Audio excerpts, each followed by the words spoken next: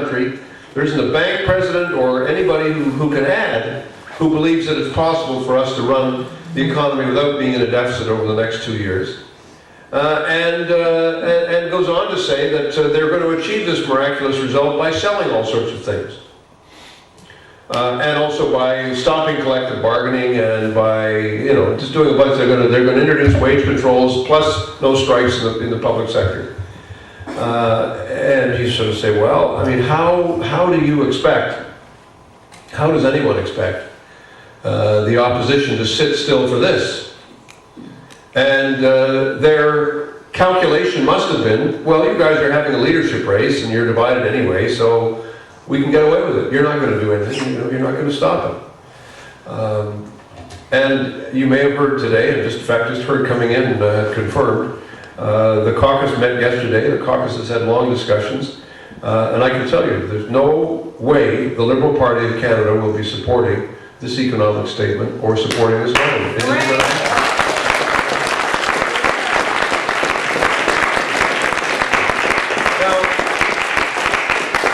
With somebody, they said, well, the government has now withdrawn the measure, right? They've said they're not going to proceed with that step of taking your money away. They're not going to put that as part of the Ways and Means motion, which is the motion that follows on from an economic statement. And so, shouldn't you guys be happy with that? Like, isn't that enough? And the answer is, Did they say that? right? Did they say that? Yeah, they've withdrawn. Oh, okay. And so then they say, well, that means everything will be okay. And we said, no, I don't think you heard us. You see, you poisoned the well. You've destroyed the confidence that people could have. You started out the session by saying we want to be civil, we're going to have good discussions, it's going to be a different kind of house, it's going to be so much more friendly, da-da-da-da-da-da-da. And then you turn around and the first chance you have to do something substantive, this is what you do? I mean, it isn't going to happen. So they've made the Joe Clark mistake. They've made the classic mistake of governing as if they had a majority, which they don't have. And so we shall now see what happens. We shall now see what emerges. People say, oh, we don't want to have another election. Believe me, somebody who's run twice already in 2008, I don't want to have another election. I mean, I've had a leadership race, a nomination race, an election, a by-election, the general election. I mean, come on. At some point you'd say, I'd like to put my feet up too. I don't. But, so there are other options, okay? And we know what they are. We're not going to speculate on what they all might be, but we know for certain that this has gone too far. The momentum behind where we are today is what it is. In fact, if I may reminisce a little bit, it reminds me just a bit of my two other experiences. I mean, I'm talking about Joe Clark. I moved the motion. I mean, as you know, I was a member of another party at the time, but I moved the motion that defeated the Clark government as the finance critic for the New Democratic Party. And it was very funny. We ended up with a situation in which, this had happened. And Mr. Clark made the same calculation. Liberals are having a leadership race. Mr. Trudeau had resigned. Remember? Trudeau had gone. He'd taken his walk in the snow. He'd left. It was over. And the Conservatives assumed that there wouldn't be a vote. They wouldn't be defeated. But of course, that's not what happened.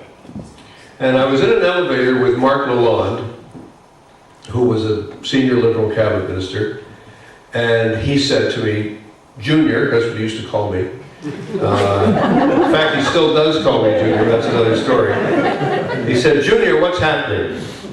Is the government really going to fall? Is this all going to happen?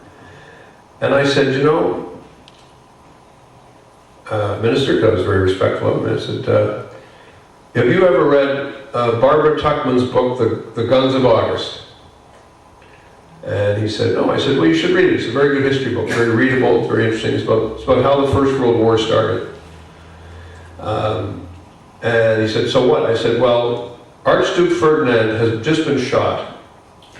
And everything else just follows. You just can't stop it. It just sort of keeps going. And I'm telling you, when Mr. Flaherty stood up and said, we're not going to have it, don't worry, we're not going to have deficits. Just after the Prime Minister 4 days earlier had been saying that of course it was going to be necessary, we had to learn the lessons of the Great Depression, you know, we had to stimulate the economy, we've all agreed, all the G20 countries have all agreed that this is what they're going to do, to turn around and produce this document, this attack on the opposition, it just isn't going to, it's not going to stand. It just isn't going to stand. And frankly, we'll see what's going to happen. But the one thing I can assure you is this. The Liberal Party, all of us, regardless of where we are in terms of leadership and everything else, the Liberal Party will come together and the Liberal Party will provide stable economic leadership for the people of Canada, if, as, and when required by the Parliament of Canada. We will provide that leadership to the people of Canada. We will do that. I really support you, Bob. Thank you. What I'd like to know is if we form a coalition government, how is that going to take shape? I don't think we know exactly how that will take shape, because I think there are going to be a lot of discussions that will happen over the next few days. I think we'll just have to see. I think that I would imagine, is the press here? No.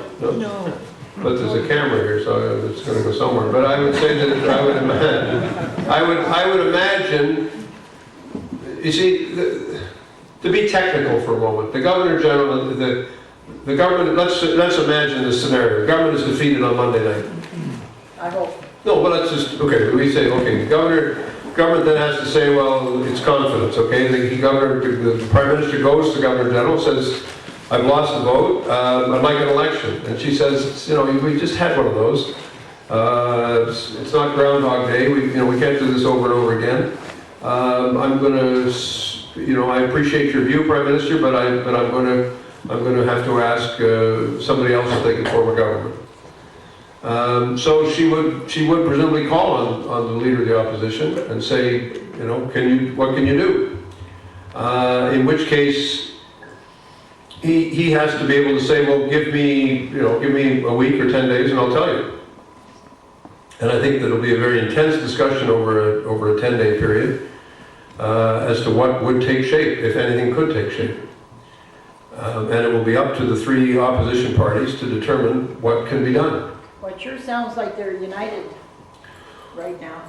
Well, the key word is right now. I mean, it's, there's a lot of things that have got to come in together and a lot of things that are at stake. And it's not as if we're taking office at a time of fantastic economic circumstance and you're saying to people, okay, we want to form a government, but we may have to do some difficult things. Are you prepared to do difficult things? Even though, as the New Democrats, they prefer to be in opposition than to being in government. So there's a lot of things that we have to work through very carefully.